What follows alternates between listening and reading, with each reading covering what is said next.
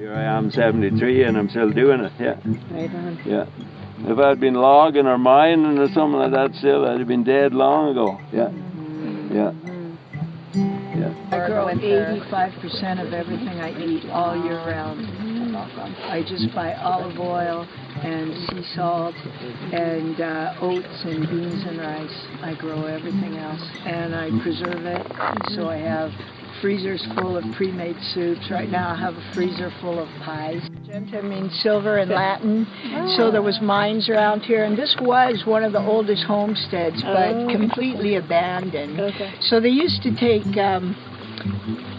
horse wagon loads of vegetables out of this property, but when I got it, it was swamp and forest. But people don't realize how important it is to learn to use your hand with this.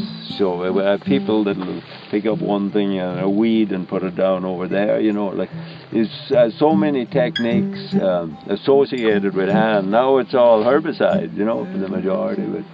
But I seen it when I was a kid, going from a whole load of immigrant women from Toronto coming out to weed and thin carts and beets to me and my brother on spray booms.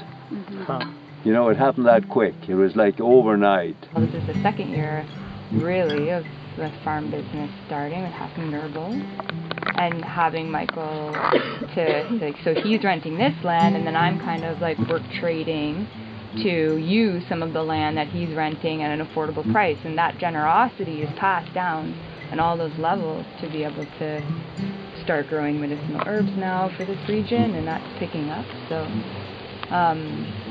yeah, just in like the relationship building and trying to keep that, like, what do you need, what do I need, like, it's about helping each other out as much as it is about like figuring out how to make a profit at all of it too. It's really hard to think just in like a profit-driven way when you're having like your morals and a vision and the creative capacity all wanting to like merge together. So getting involved with other people who have that kind of like desire, it like creates a real momentum around it. But this is just a reality. So I come home and it's like 9 o'clock, I haven't eaten, and I'm like, what do I do first? Do I do the paperwork or eat? And sometimes like I usually just work and then forget to bed. Like, I find that the last thing I do is sort of take care of myself at times, and that's the first thing you should do.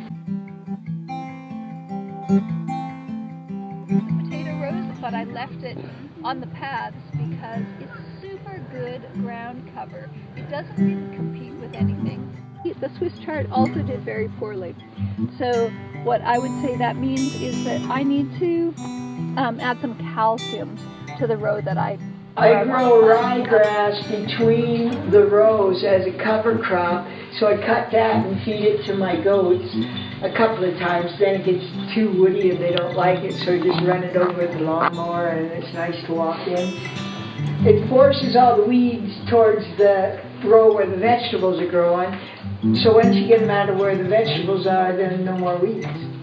So slowly, that is how I'm slowly transitioning into more of a permaculture type garden. As much as I'm a farmer that grows food, I realize how important the forest is to my water, and without water I don't have a garden. So I've been spending way more time on forest management than in trying to grow something I can sell for $5. Playing to my strengths, and part of why I went with potatoes is that, like, I have subcontract work locally during the summer, and I've always been able to get work spring, summer, fall quite easily, and it pays me decently well, and there's just flexibility. I can do firewood or whatever, that type of stuff. So for me, that business is great because my sales don't start till now, essentially, and I push all my sales through the winter. I try to enter the year and where everything is sold. So, and then I give myself a 10% experimentation thing. But basically everything in this garden is theoretically sold. Grow a diversified amount and find that market. And that's what I've allowed the market to dictate, like where because I wanted to go in a specific direction, and I actually ended up going in a very different direction. So the market dictated where I was going. You can influence it a little bit, but it really is like, and getting into the market is that's the key. So